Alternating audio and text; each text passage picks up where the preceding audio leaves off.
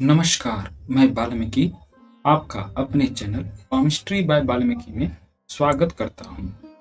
आज किसी real palm का हम लोग एनालिसिस नहीं करेंगे।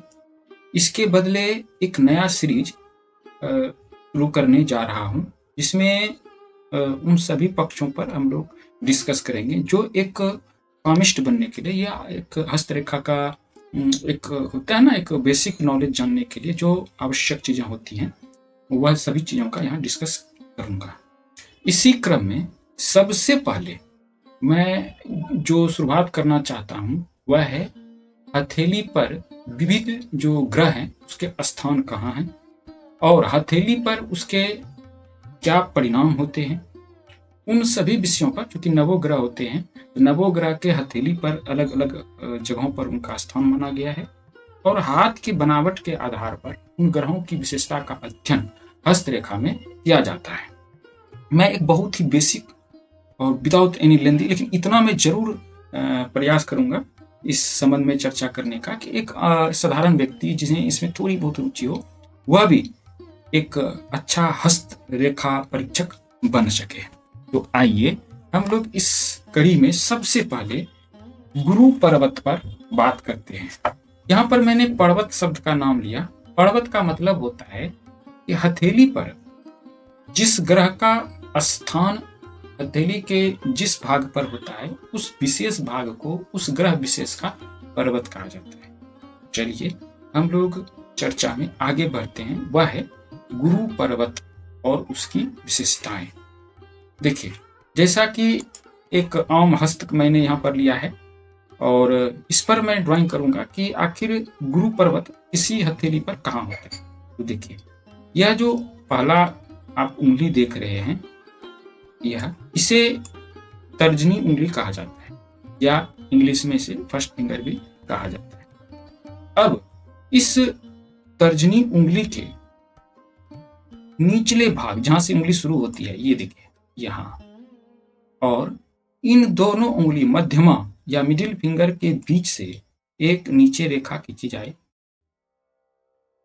यहां तक, और इस तर्जनी उंगली से जो नीचे का भाग हो यहां तक, इस संपूर्ण भाग को गुरु पर्वत कहा जाता है। आइए इसे थोड़ा सा मैग्नीफाई करते हैं। देखिए, यह भाग गुरु पर्वत कहलाता है। देखिए, अब यह स्पष्ट है, यह गुरु पर्वत है। तो एक सामान्य बात हो गई, यह गुरु पर्वत है। यह किसी भी जातक के हथेली पर यहीं पर अवस्थित होती है। ऐसा नहीं होता कि अन्य व्यक्ति के हाथ के अनुसार से पर्वतों की जो स्थिति है वो चेंज हो जाए। पर्वतों की स्थिति सिर्फ उसके उभार में, उस पर अंकित रेखाओं की कमी या ज्यादा में, इसमें हो सकता है, लेकिन प्लेसमेंट जो होता है वो बदलाव नहीं हो सकता। चलिए, गुरु पर्वत का अध्ययन हस्तरेखा में किन किन विषयों को सामने रखता है, इस पर हम लोग बात करें। सर्वप्रथम, यह स्थान जो तर्जनी उंगली के आधार पर है, प्राचीन समुद्र शास्त्र में इसे पितृ स्थान भी, इसे यानी इस पूरे भाग को प्राचीन समुद्र शास्त्र में पितृ स्थान कहा जाता था और इसका जो प्रभाव था इसे उष्ण माना गया, शीतल नहीं बल्कि उष्ण माना गया है। चलिए, इसकी दूसरी विशेषताएं क्या होती हैं।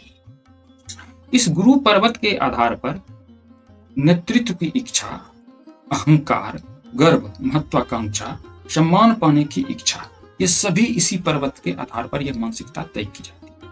दूसरा, अगर गुरु प्रधान व्यक्ति धर्म और परंपराओं से प्रेम करने वाले होते हैं, आदर्श का पालन करते हैं, यदि गुरु प्रधान व्यक्ति किसी बदनाम धंधे में लग जाए तो भी वह एक विशेष नियम का पालन करेंगे। देखिए, ये बड़ी ही रुचिकर बात कही। अन्यथा ये तो परंपराओं को स्वीकार करते हैं, जो गुरु प्रधान व्यक्ति होते हैं वह एक विशिष्ट परंपरा को स्वीकार करते हैं, लेकिन अगर ये कोई गलत कार्य भी करेंगे तो उसमें भी एक नियमन रखेंगे। दूसरी बात यह है कि यदि अनामिका से बड़ी तर्जनी गुरु पर्वत की विशेषताओं को बढ़ाती है। अब देखिए, यह क्या है। देखिए, यह अनामिका फिंगर कहलाती है, यानी रिंग फिंगर अनामिका फिंगर कहलाती है और यह तर्जनी कहलाती है। अगर यह तर्जनी की लंबाई अगर अनामिका से अधिक हो जाए, ये ग्रेटर देन, यह अधिक बड़ी हो जाए और यह उसके मुकाबले छोटी हो जाए, तो भी गुरु पर्वत को उच्च मानना चाहिए और उसे गुरु प्रधान माना जाता है। अब देखिए, यदि सूर्य पर्वत भी विकसित हो, यानी अगर यह गुरु विकसित हो, जैसे देखिए इसमें क्या दिख रहा है, इसमें पूरा उभार लिए हुए है, यह विकसित है। और देखिए सन पर्वत जो अनामिका उंगली के नीचे का भाग होता है, यह सूर्य पर्वत कहलाता है। तो नियम है कि अगर सूर्य पर्वत भी विकसित हो और गुरु पर्वत भी अगर विकसित हो, ऐसे व्यक्ति को नेतृत्व में ख्याति मिलती है, यानी यह बहुत उच्च स्तर के अधिकारी हो सकते हैं, मंत्री हो सकते हैं, बड़े बड़े पदों को सुशोभित करते हैं, जो कि विख्यात होते हैं। साथ ही यदि मैं एक और सूचना आप लोगों से शेयर करना चाह रहा हूँ। हस्तरेखा के आधार पर किसी भी व्यक्ति के जीवन का संपूर्ण फल विवरण संस्थान के द्वारा प्रदान किया जाता है, जिसमें व्यक्तित्व, ग्रह विचार, विवाह वर्ष के अनुसार घटनाओं का वर्णन, सावधानी एवं ज्योतिषीय उपाय शामिल होते हैं। यह हैंड रिटन होता है, जैसा आप स्क्रीन पर देख पा रहे होंगे। ऐसे रिपोर्ट प्राप्त करने के लिए स्क्रीन पर दिए गए नंबर पर कांटेक्ट करें। इसका मंगल पर्वत भी विकसित हो, जैसे देखिए मैंने कहा कि जैसे कि मंगल, अब हथेली पर जो मंगल की स्थिति होती है वह यह होती है, एक यह, एक मंगल यह होता है और दूसरा इसी के समकक्ष यहाँ पर मंगल की स्थिति होती है। इसको हम लोग M से लिखते हैं। देखिए यह मंगल पर्वत हो गया और यह भी मंगल पर्वत हो गया। तो कहा गया कि अगर इस गुरु के साथ यह मंगल पर्वत भी अगर बहुत अच्छी स्थिति में हो, तो ऐसे व्यक्ति सेना में, पुलिस में, खेल में बहुत उच्च स्तर तक जाते हैं, बहुत उच्च स्तर तक जाते हैं। अब किसी भी व्यक्ति पर नवोग्रहों का दशा होता है, इसे व्यक्ति अगर मान लीजिए शुक्र पर्वत भी काफी विकसित अवस्था में हो, तो शुक्र पर्वत किसी भी व्यक्ति का यह भाग शुक्र पर्वत कहलाता है। तो यह शुक्र है। तो यदि शुक्र भी विकसित हो और गुरु भी विकसित हो, ऐसी स्थिति में व्यक्ति बहुत प्रसन्नचित होता है और उसकी जो सांसारिक भौतिक सुख सुविधाएं हैं अवश्य पूर्ति होती है।